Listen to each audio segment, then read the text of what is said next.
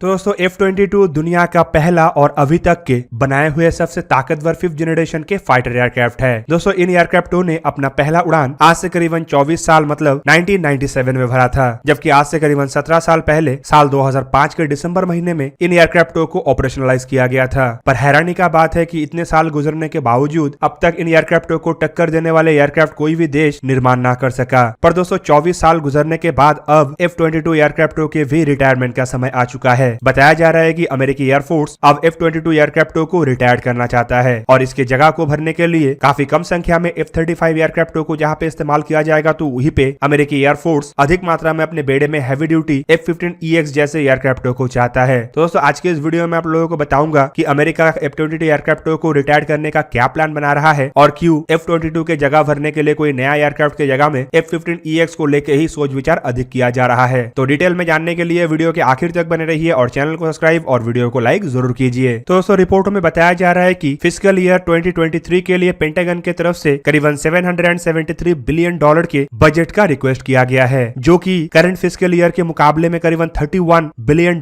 अधिक है। और रिपोर्ट में बताया जा रहा है कि इस बजट में एक बहुत बड़ा हिस्सा अमेरिकी एयरफोर्स के एयर पावर में करीब 150 एयरक्राफ्टों को रिटायर करने के लिए इस्तेमाल किया जाएगा। और दोस्तों बताया जा रहा है कि इन 150 एयरक्राफ्टों में कुछ संख्या के पुराने A-10 warthog, T-1 जेहॉक, KC-135 strato tanker जैसे एयरक्राफ्टों के अलावा अमेरिकी पहला 5th जनरेशन के फाइटर एयरक्राफ्ट F-22 भी शामिल है। दोस्तों 2023 के फिस्कल ईयर के जो डिफेंस बजट रखा गया है उसका इस्तेमाल करके एयरफोर्स अपने बेड़े के लिए कुछ संख्या के F-35A फाइटर एयरक्राफ्टों के अलावा HH-60W jolly green 2 combat rescue helicopter खरीदना चाहता है, जबकि इस बजट का एक हिस्सा B-21 राइडर बॉम्बरों के डेवलपमेंट में भी खर्चा किया जाना है और साथ ही साथ नेक्स्ट जनरेशन एयर डोमिनेंस मतलब NGDA एयरक्राफ्टों के भी पीछे खर्चा होगा। अमेरिकी एयरफोर्स अपने बेड़े के E-3 सेंट्री एयरक्राफ्टों को रिप्लेस करने के लिए भी नया अर्ली वार्निंग एयरक्राफ्टों के लिए इस बजट में से ही खर्चा करेगा। दोस्तों बताया जा रहा है कि जिस प्रपोज्ड बजट को लेके फिलहाल रिक्वेस्ट किया गया है उसमें करीब करीब $194 बिलियन यूएस एयरफोर्स के लिए सैंक्शन होगा, जो पिछले फिस्कल ईयर मतलब साल 2022 के फिस्कल ईयर के मुकाबले में 7% अधिक है। तो साल 2022 के बजट के मुताबिक अमेरिकी एयरफोर्स को करीब करीब $182 बिलियन मिला था। बताया जा रहा है कि ये जो प्रपोज्ड बजट मतलब $194 बिलियन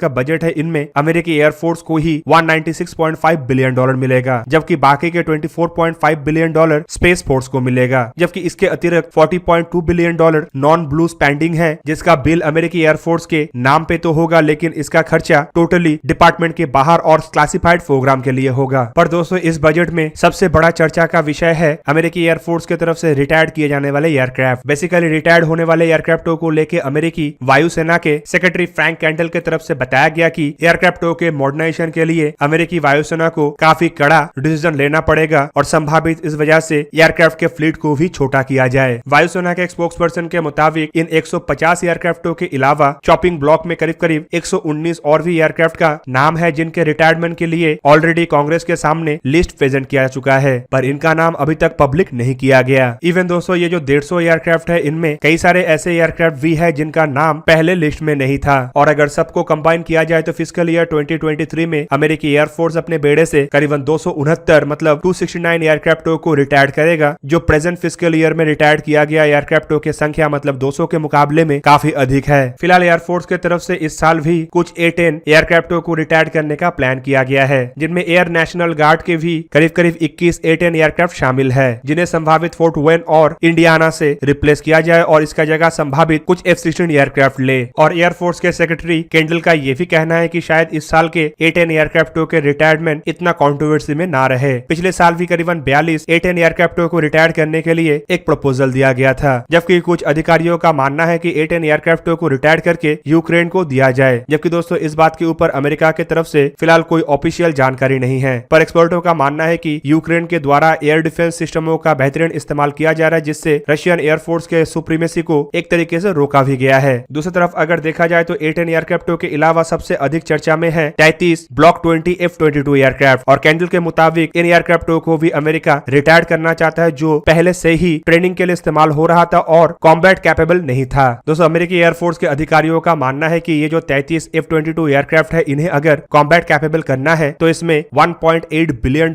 खर्चा होगा, और वो भी इसे संपूर्ण कॉम्बैट कैपेबल करने के लिए 8 साल इंतजार करना पड़ेगा, जो एक तरीके से काफी कॉस्टली भी है। और दोस्तों इसी वजह से अधिकारी अधिकारियों का मानना है कि इन पैसों को अगर दूसरी तरफ डाइवर्ट किया जाता है तो इसका इस्तेमाल करके F-35 एयरक्राफ्टों के फ्लीट को भी मॉडिफाई करने के साथ साथ एग्जिस्टिंग F-22 एयरक्राफ्टों के फ्लीट को भी मॉडर्नाइज किया जा सकेगा और जबकि कुछ पैसा NGDA प्रोग्राम में भी इन्वेस्ट किया जा सकेगा। दोस्तों अमेरिकी वायुसेना का अगर स्ट्रेंथ को देखा जाए तो फिलहाल अमेरिका के पास 186 F-22 एयरक्राफ्ट है, जिनमें 36 एयरक्राफ्ट ब्लॉक 20 कैटेगरी का है और अगर इन सभी एयरक्राफ्टों को रिटायर किया जाता है तो अमेरिकी बेड़े में 135 F-22 का संख्या होगा और एक्सपर्टों का मानना है कि शायद ही इससे अधिक F-22 एयरक्राफ्टों को NGDA प्रोग्राम कंप्लीट होने से पहले रिटायर किया जाए। मतलब NGDA प्रोग्राम के तहत जब 6th जनरेशन के फाइटर एयरक्राफ्टों को अमेरिकी वायुसेना में ऑपरेशनली शामिल किया जाएगा तभी इन 33 एयरक्राफ्टों के बाद बचे हुए एयरक्राफ्टों को रिटायर किया जाएगा। जबकि दूसरी तरफ यह भी बताया जा रहा है कि अमेरिकी वायुसेना के जो 300 MQ-9 reaper unmanned aerial vehicle है उनमें से 100 के आसपास के ड्रोनों को अमेरिकी वायुसेना कुछ अन्य गवर्नमेंट एजेंसीज को ट्रांसफर कर सकता है, जो संभावित CIA या फिर कुछ अन्य सीक्रेट सर्विस के एजेंसीज हो सकते हैं। अमेरिकी वायुसेना की तरफ से अपने बेड़े के 8 E-8C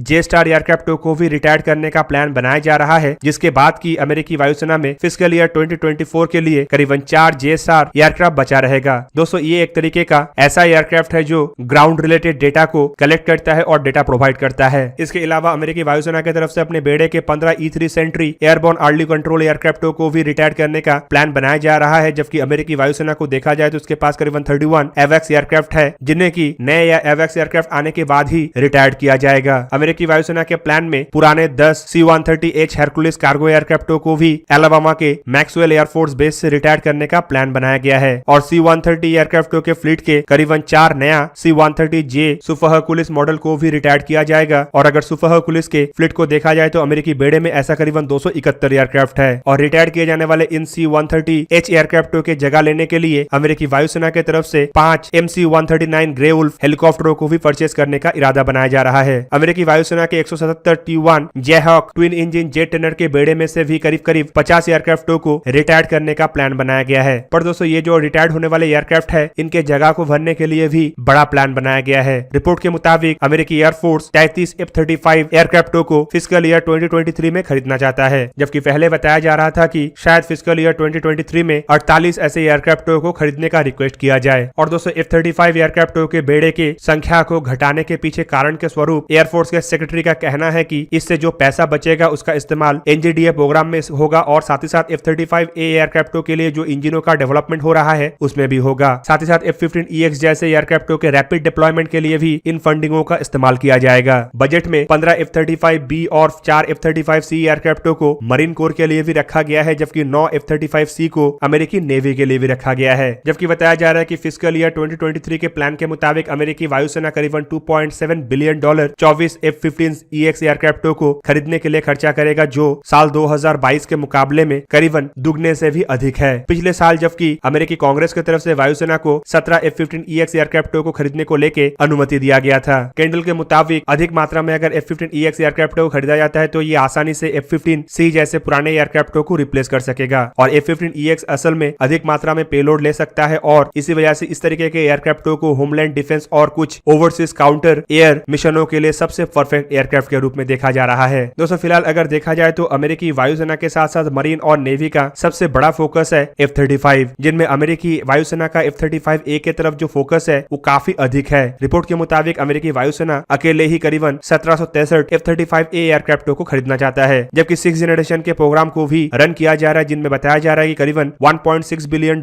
तो फिस्कल ईयर 2026 के लिए ही रिक्वेस्ट किया गया है। इवन $113 मिलियन तो लॉयल विंगमैन प्रोजेक्ट और B-21 राइडर प्रोग्राम में भी इस्तेमाल होगा। जबकि इसके अलावा जिन एयरक्राफ्टों को खरीदने का इरादा रखा गया है उसके लिए करीबन $2.8 बिलियन खर्चा किया जाना है, जिनमें 15 बोइंग KC-46 टैंकर भी शामिल है और साथ ही साथ बोइंग के MH-139 ग्रे उल्फ हेलीकॉप्टर भी शामिल है। तो दोस्तों ये था आज का वीडियो। अगर आपको वीडियो अच्छा लगा तो लाइक कीजिए और मेरे चैनल को सब्सक्राइब कीजिए और साथ में बना हुआ बेल आइकन को भी प्रेस कर दीजिए ताकि आप मेरा वीडियो देख पाए सबसे पहले। जय हिंद।